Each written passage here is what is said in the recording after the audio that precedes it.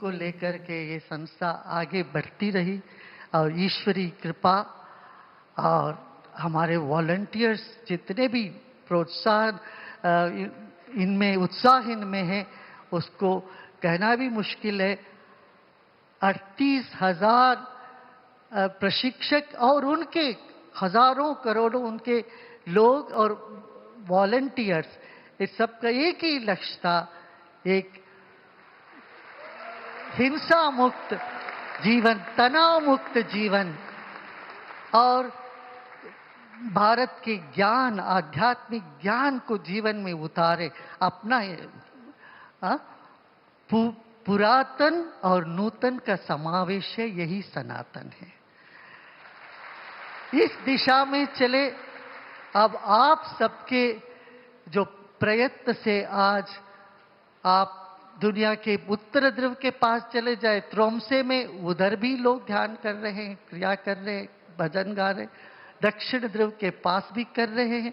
ये हमारे जो विरासत है भारत का, इसकी महिमा है, ये आज सर्वमान्य है और उसको आपने एक मंच दिया है, एक स्थान दिया है।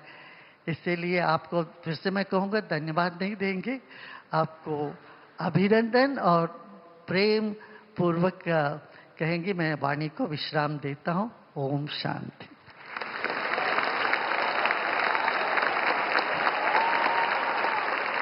प्रणाम गुरुदेव। आपके शब्द हम सभी को सदैव ही ऊर्जा और दिशा देते हैं। ध्यान मंदिर, करोड़ों लोग यहाँ आकर ज्ञान और ध्यान के माध्यम से जीवन में परिवर्तन पा चुके हैं। सीमित दृष्टिकोण से निकलकर बहुमुखी प्रतिभाओं को जागृत करने का अवसर प्राप्त किया है और जीवन में सुख और शांति का अनुभव किया है। अब आदरणीय प्रधानमंत्री जी से सविनय अनुरोध है कि कृपया ध्यान मंदिर का अनावरण करें।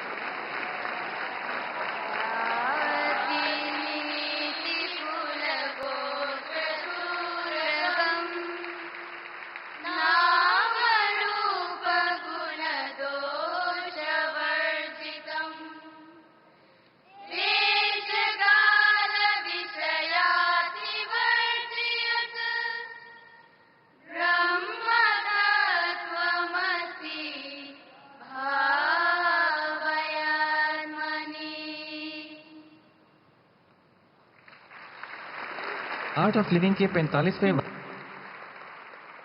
और अब समारोह का एक महत्वपूर्ण क्षण, आर्ट ऑफ लिविंग की 45वीं वर्षगांठ के उपलक्ष्य में आज 9 राष्ट्र सेवा परियोजनाएं राष्ट्र को समर्पित की जा रही हैं। आइए एक वीडियो के माध्यम से इन सभी परियोजनाओं को हम जानें। आर्ट ऑफ लिविंग के 45वें वर्ष के उपलक्ष्य में 9 नई जन कल्याणकारी परियोजनाओं का शुभारंभ किया जा रहा है। 11 राज्यों के ग्रामीण क्षेत्रों में आर्ट ऑफ लिविंग द्वारा रुटाग स्मार्ट विलेज केंद्र स्थापित किए जाएंगे। ये परियोजना इन क्षेत्रों में आजीविका, नेतृत्व क्षमता और मानसिक स्वास्थ्य को सशक्त करेगी। मिशन ग्रीन अर्थ के अंतर्गत अब तक 19 राज्यों में 90 लाख से अधिक वृक्षारोपण किए जा चुके हैं। अब इस अभियान में 45 लाख मोरिंगा वृक्ष तथा 87,500 पंचवटी वृक्ष उपवन स्थापित किए जाएंगे। 6 लाख से अधिक युवाओं को कौशल प्रशिक्षण प्रदान करने के उपरांत अब 50,000 युवाओं एवं महिलाओं को आधुनिक तकनीकी कौशलों के साथ साथ नेतृत्व प्रशिक्षण भी दिया जाएगा। श्री अभयम प्रकल्प जनजातीय समुदायों तक स्वास्थ्य सेवाएं, मूल्य आधारित शिक्षा एवं आजीविका प्रशिक्षण पहुंचाएगा। उद्देश्य है 450 जनजातीय ग्रामों का समग्र विकास। डिजिटल इंडिया और आत्मनिर्भर भारत अभियान के अंतर्गत डिजिटल सेवकों को AI आधारित भारतीय भाषाई उपकरणों का प्रशिक्षण दिया जाएगा।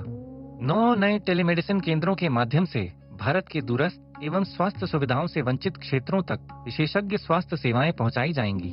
भारत की 550 कारागारों में 60,000 बंदियों को तनाव मुक्ति कार्यक्रमों एवं व्यावसायिक प्रशिक्षण प्रदान किया जाएगा। आर्ट ऑफ लिविंग के निःशुल्क विद्यालयों में भारत के दूरस्थ ग्रामीण क्षेत्रों से 1,20,000 बच्चों को शिक्षा एवं देखभाल प्रदान की जा रही है। लक्ष्य है इन विद्यालयों की संख्या 1,356 से बढ़ाकर 2,000 करना। महिला सशक्तिकरण एवं उद्यम परियोजना अब तक 6 लाख से अधिक महिलाओं को लाभान्वित कर चुकी है। अब इसे 10 लाख महिलाओं तक ले जाया जाएगा।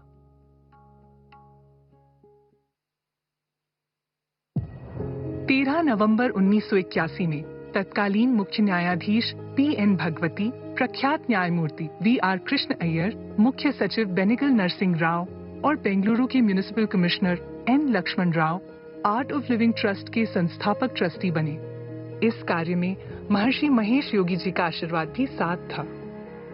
बेंगलुरु के बाहर जो कभी बंजर भूमि थी, वह एक आध्यात्मिक तीर्थ बन गई। आश्रम में प्रकृति की सुंदर विविधता दिखाई देती है।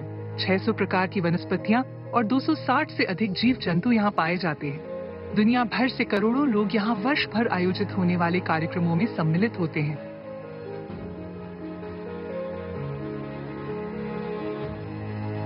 आश्रम का अन्नपूर्णा भोजनालय विश्व की सबसे बड़ी रसोइयों में से एक है, जो ISO 22,000 प्रमाणित है और जहां प्रतिदिन 30,000 लोग भोजन ग्रहण करते हैं। किचन वेस्ट और ऑर्गेनिक वेस्ट से बायोगैस बनाई जाती है। हर वर्ष लाखों लोगों को आश्रय देने वाले ये आवासीय भवन सौर पैनलों और गोबर गैस जैसी अक्षय ऊर्जा से चलते हैं।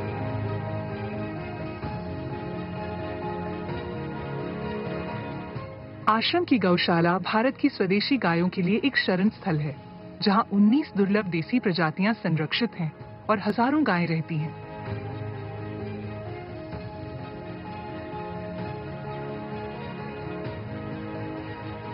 आश्रम की कृषि टीम रसायन मुक्त प्राकृतिक खेती और खेत जोते बिना की जाने वाली आपको बेंगलुरु से तस्वीरें दिखाते रहेंगे, लेकिन इस बीच एक बड़ी खबर यह है कि सीएम तलपति विजय ने 3 बड़े